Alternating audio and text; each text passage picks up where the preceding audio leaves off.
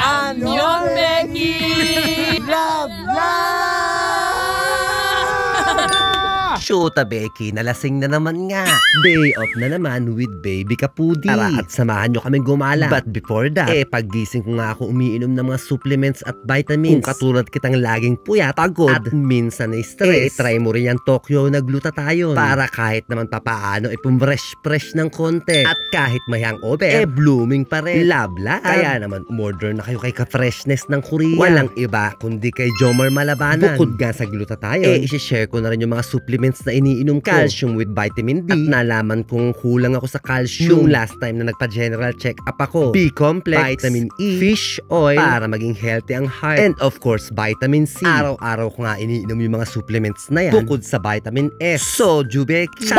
Magbubuts nga ako for today's video. Talaga nga namang ayaw magpaawat ni Elsa. Shoota Becky, matatapos na ang March pero ang kapal pa rin ng snow. Tignan nyo naman at napakadami. At bago nga muna kami gumala ni baby Kapudi, magpupunta muna kami ng CU para mag-send ng tekbe or nung parcel na mga order sa atin ng mga ka-Becky. Kung nandito ka nga rin sa Korea at hindi mo pa natitikman ang product ni Becky's Kitchen, ano pang inaantay mo at mag-message ka na? Mag-PM lang sa Facebook page, Becky's Kitchen by JP. Thank you, Hamida. Love. Maraming salamat nga pala sa mga walang sawang umu-order at paulit-ulit na umu-order. Shout out sa inyo mga Becky. Kita nyo naman at sobrang kapal talaga ng snow. Maganda nga lang talaga siya tignan pero ang hassle, ang putik at delikado ang daanan. At anytime pwede kang madulas. Nagdaan nga muna kami dito sa may church para makapagpasalamat sa mga araw-araw na blessings at makahingi na rin ng tawad. Andito na nga kami sa harapan ng Hamilton Hotel at gusto sana naming itry itong restaurant. Nakakaiba ang entrance. Hahatakin mo nga lang pababa yung parang walis na mangkukulam at bubukas na yung pinto. At pagpasok mo sa loob, akala mo dead end at counter lang yung makikita mo. At eto nga yung menu ng restaurant. Karamihan fried at pangpulutan. Yung mga wall nga na yan biglang nagbubukas, mag-o-open para makapasok ka sa dining. Yun nga lang Becky, break time nung saktong nagpunta kami. Kaya naman napag-desisyonan namin ni baby Kapudi na saka na lang namin na-experience. Pumunta na nga lang kami sa bus stop at nag-antay. Wala pa nga mga ilang minuto, kami nga rin agad nakasakay. Tignan nyo naman kung gaano kaganda yung view sa loob ng bus. Ito na nga siguro ang last snowfall this year dito sa Korea. Weekdays nga rin ngayon, kaya naman walang masyadong tao. At nandito na nga kami sa aming destination. Welcome mga Becky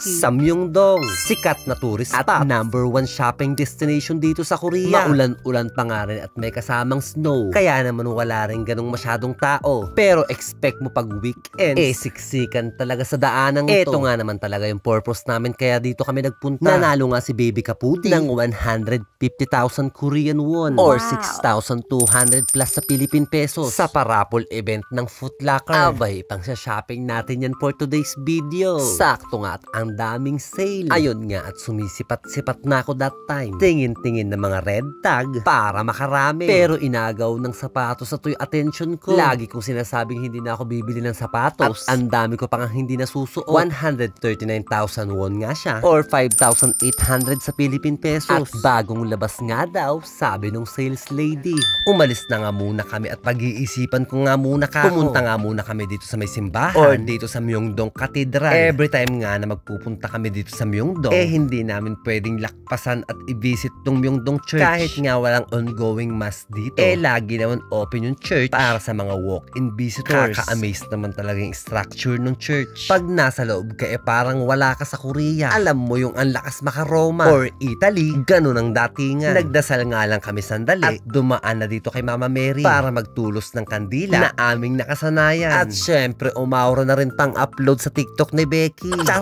Nagutom na nga si Kapudi at nag-aya ng kumain. Sa tagal nga naming umikot at dito na nga lang namin napili kumain. Korean restaurant at authentic Korean food ang siniserve. Kami nga lang ang customer that time. Dahil nung oras nga na yan, tapos na yung pananghalian. High-tech na nga dito sa Korea ang pag-order. Pipindot ka na lang sa may TV at may English na choices. At hindi ka na mahihirapan makipag-usap sa Korean. Advantage nga ito para sa mga tourist na hindi marunong magsalita ng Korean. yan. Lab. Sa tagal nga ng order namin, yung mga panchan or yung side dishes ang binanatan ni Kapudi. Mga 10 minutes lang naman siguro inantay namin at dumating na rin yung order namin. Grilled mackerel nga yung sa akin. At yung favorite naman ni Kapudi na samgyat ang yung in-order niya. Or yung parang tinolang style sa Pilipinas. Ayun nga at kumain na kami. At in fairness, masarap yung inihaw na isda kahit sa oven lang niluto. Hapon na nga niyan at talagang gutom na rin kami ni Kapudi. Ang tagal pa namin naghanap ng kakainan at hindi kami magkasundo kung anong kakainin namin. At in fairness ulit, sobrang lambot ng manok nila. Mas malambot pa sa mga beki. Charot! Yung tipong pati butoy pwede mong kainin sa lambot. After nga namin kumain, bumuhos na naman si Elsa na may kasamang ulan at malakas na hangin. Kaya naman sobrang lamig that time. Feeling ko nga matatanggal na yung tenga ko sa lamig. Ayan at kitang-kita naman sa plastic kung gaano kalakas yung hangin. Bumalik na nga kami dito sa Foot Locker at napagdesisyonan ko nang kunin yung sapatos. Baka magbago pa yung isip ni Baby Kapudi. Humingi na nga ako ng size ko para masukat at hindi ko ma-appreciate kapag hindi ko nakitang nakasuot sa akin. At in fairness, maganda naman at approved din kay Baby Kapudi. Naisip ko nga lang din na mahirap tong ternohan ng damit at yellow. Shoot Becky, wala pa naman akong yellow na t-shirt. Anyway, thank you Hamida baby. Love.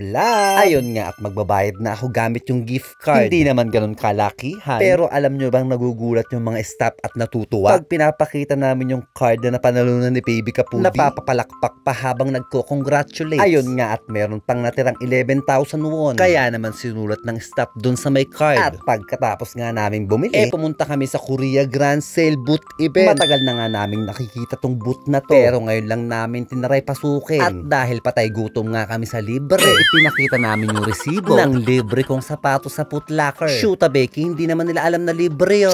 Mag-e-exam ka nga lang dito ng survey. At pagkatapos nga, ngiting wagi ang mga Becky. Nagbigay ng pouch ni Jangju or yung old Korean pouch. At may parami. Shoot Becky, may pa-Korean snack pala doon. Sayang nga lang at iisa lang resibo namin. Charot!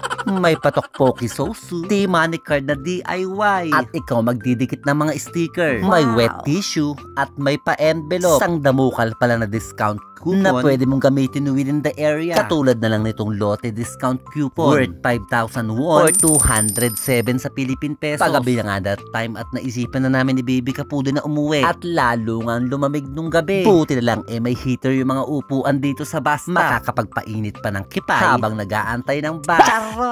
Mga 20 minutes nga lang biyahe namin at nandito na kami sa Itaewon. Sa Daiso muna nga kami bumaba. One of my happiest place in Korea. Ang mura naman kasi tsunon-tsunon lang. Ayan nga lang yung binili namin ni Baby Kapudi. At nag-decide na lang maglakad pa uwi sa bahay. Wala pa nga rin tigil ang buhos ng snow. Lamig na talaga si Becky that time. At habang naglalakad nga kami pa uwi, parang nag-crave ako sa mainit na coffee. Kaya naman nadaan kami dito sa paboritong coffee shop dito sa Dessert 39. At yung strawberry cheesecake latte nga yung paborito ko talaga dito. Lalong-lalo na kapag summer. Shoot Becky, tinatalo pa yung init dyan sa Pilipinas. Umorder na nga kami. At milk tea nga daw yung gusto ni Baby Kapudi. Pinagbigyan ko na at isa lang na may o-order na namin. Sobrang laki na nga nung baso. Kaya naman good for sharing. Ayun nga at kung ano-ano nang inad na. Nag-add ng tapioca. Nag-add din ng pearl. At ikaw na rin magbayad. Lahat naman ng choice mo yung nasunod. Charot! At mukha nga rin naman talagang masarap yung mga cake nila dito. Tignan nyo naman mga Becky. May mga kamahalan nga lang. Ayun nga at pauwi na kami ni Kapudi. Well spent na naman ang day off namin ni Kapudi. Kahit may ang hoobe. Lab. Ang akala nga niya ay outro na sana yon. Pero pag uwi namin ng bahay, inaya ako ng mga loko. Kaya naman nandito na kami sa JR Pub at nagpustahan ng bilyar. At mahimbing na talaga tulog ni Baby Kapudi that time. Hanggang dito na lang. Annyeong! Love, love!